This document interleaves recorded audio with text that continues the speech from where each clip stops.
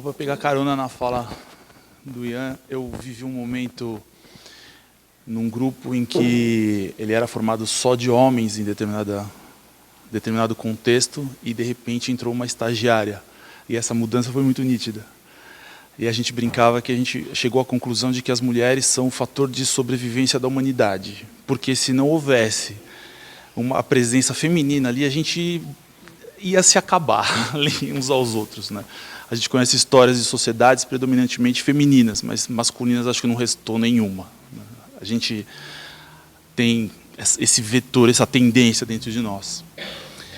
O meu nome é Denis e é um prazer muito grande estar aqui com vocês, pessoas admiráveis, pessoas, algumas que eu conheço, outras que eu conheço só pela internet, outras que eu estou conhecendo agora e já estou admirando. E participo do Círculo do Sagrado Masculino que foi iniciado pelo Gustavo Tanaka.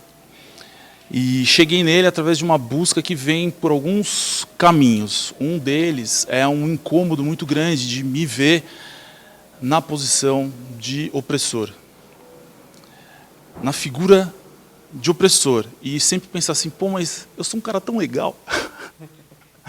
Por que as pessoas têm medo de mim? Por que as mulheres têm medo de mim, né? Por que eu percebo, quando eu estou andando na rua e tem uma outra mulher vindo para cruzar meu caminho, por que ela abaixa o olhar? Por que ela desvia? Né? Por que a minha simples presença num outro ambiente, numa rua mais de noite, causa medo? Né? Então, isso começou a gerar um incômodo em mim de pensar, caramba, a gente está fazendo alguma coisa errada aqui, né? Eu não quero vestir esse papel. Eu sou diferente disso, né? E, ao querer negar esse papel, esse arquétipo, esse estereótipo, né, que também acontece em momentos mais cotidianos, assim, de não ser fanático por futebol, de não entender nada de carro, né, de ficar por fora dessas conversas, não conseguir participar dessas conversas quando elas acontecem nas rodas de amigos, e de ter bem conscientemente escolhido estar bem perto da criação do meu filho, ter uma postura bem intensa e presente na minha casa, tudo mais. Ao escolher por esse caminho e negar esse outro caminho, eu comecei a perceber que isso também às vezes causava alguns conflitos. Porque, às vezes, as pessoas esperam da gente algumas atitudes que, quando você não tem, isso causa uma certa pane no sistema. Assim, uma coisa, mas, espera aí, você é um homem, mas está agindo desse jeito. Né? Coisas como o André falou, assim, de trocar a fralda do filho. Né? Tá no shopping e quem vai trocar a fralda sou eu, mas por quê? Né? E pessoas próximas questionando isso. Né? Mas por que você que vai trocar a fralda? Né? Ou até falar assim, não, deixa isso, coitado, ele está cansado, ele trabalhou o dia inteiro, né? Ainda vai chegar em casa, vai cuidar do filho, vai trocar a fralda do filho, né? Tal. E, cara, esses dias que o Theo está de férias, quem tem ficado com ele sou eu, e olha, é para tirar o chapéu para a mulherada, porque a gente por muito tempo condenou as mulheres a esse papel. Claro que a maternidade, a paternidade é uma delícia, né? Mas, assim, eu falei, que saudade do escritório. Né? Eu ia descansar mais, né? Assim, é muito puxado. Então, eu comecei a questionar, eu comecei a não entender direito como que eu funcionava no mundo. Assim, e o meu relacionamento também, a gente tinha alguns momentos que a gente falava, dando um exemplo bem prático, assim, como eu não queria ter esse papel de dominar, de possessividade, ou de ser o cara que é o líder e tal, às vezes a gente ficava 40 minutos para escolher o que a gente ia comer. Porque então ficava, o que a gente vai comer? Ah, não sei. O que você quer comer? Ah, não sei, escolhe você. Ah, e você? Ah, não. E chega uma coisa, pelo amor de Deus, alguém toma uma atitude, porque, né? Então eu comecei a perceber que em mim estava faltando esse acesso a essa energia masculina, né? Eu tinha, por querer não me enquadrar nesse modelo do homem como a gente é educado, como a gente conhece, como a sociedade apresenta, eu fui tão para o feminino, né, que chegavam momentos que eu me perdi desse mundo do masculino. E também não tinha uma referência de um masculino saudável. Tenho várias referências na minha família, né, inclusive a minha maior referência com certeza é meu pai, mas que é um cara muito feminino também, né? Então, assim, como pessoa, como pai, como marido, ele é um super exemplo. Mas eu também sinto um gap, assim, uma falta desse masculino. Então, esse foi um caminho que me levou a buscar, assim, tá, mas como que é essa questão do masculino, né? E isso me levou a perguntar, tá, mas então o que é o que é o masculino? Né? E o que é sagrado? Né? E a gente, no grupo, no círculo do sagrado masculino que a gente tem feito, esses questionamentos têm só me deixado com mais dúvidas, o que é ótimo, e aprofundado e ampliado mais essas questões. Então, eu tenho entendido algumas coisas que são, para mim, uma das questões mais importantes é a gente conseguir ser livre para se expressar da forma como a gente é, na nossa essência, né? Que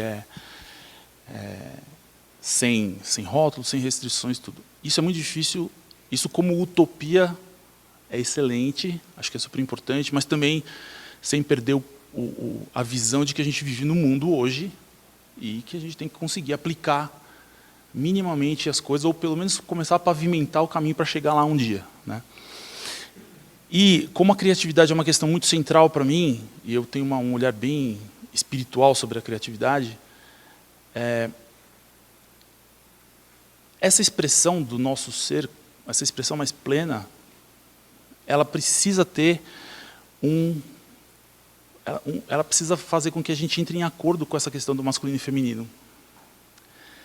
Outro dia um amigo meu disse, é engraçado, né? A gente vive num planeta em que essa coisa dessa oposição, essa polaridade é tão marcada que a gente tem o Sol e a Lua, que visualmente, é claro que o tamanho deles é diferente, mas visualmente no céu eles ocupam mais ou menos o mesmo tamanho, né?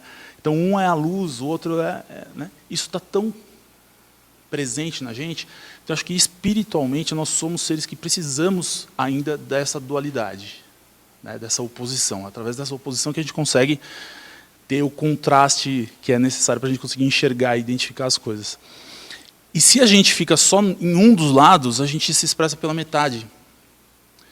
Então essa expressão mais plena da gente, se a gente não está bem com o masculino ou o feminino, ou os dois, a gente não consegue ter uma expressão intensa, verdadeira de quem a gente é, de fato.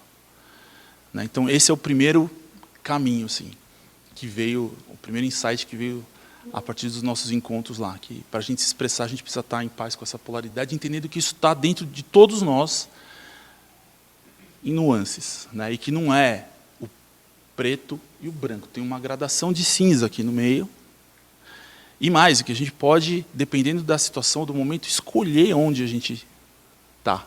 Né? No exemplo da comida, eu poderia, naquele momento, ter falado, tá bom, vamos comer uma pizza? Né? E ter trazido a minha polaridade um pouco mais para o masculino. E a outra questão é que a própria definição de criatividade, que eu tenho entendido hoje como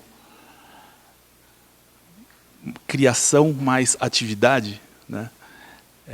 Dando uma quebradinha na palavra, assim, que traz em si justamente essa polaridade, o feminino e o masculino. A criação mais para o lado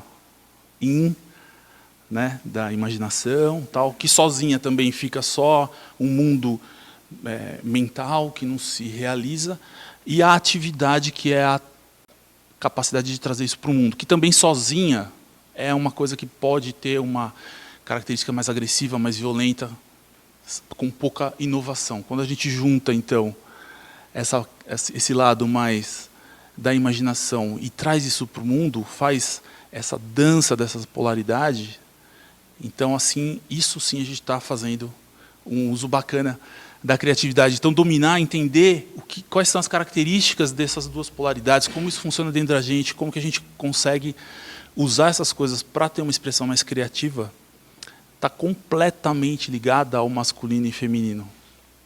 E participar do círculo do sagrado masculino tem sido a coisa espiritualmente mais intensa que eu já fiz nos últimos anos.